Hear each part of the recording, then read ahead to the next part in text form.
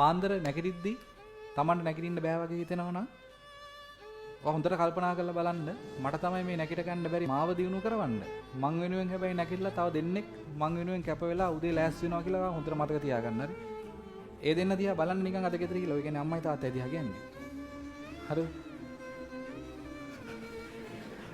නැත්නම් සමහරව හිතන්නේ යකෝ මං වෙනුවෙන් කවුද දෙන්නෙක් කෙනෙක් ඉන්නේ හරිද මට ඉන්නේ එක්කෙනා ඉන්නේ හරි එහෙම එකක් නෙමෙයි මේ කියන්නේ හරිද එතකොට ඒ දෙන්න දිහා ගිහලා බලන්න මේ මිනිස්සු තමයි දැන් දිරලා ඉන්නේ.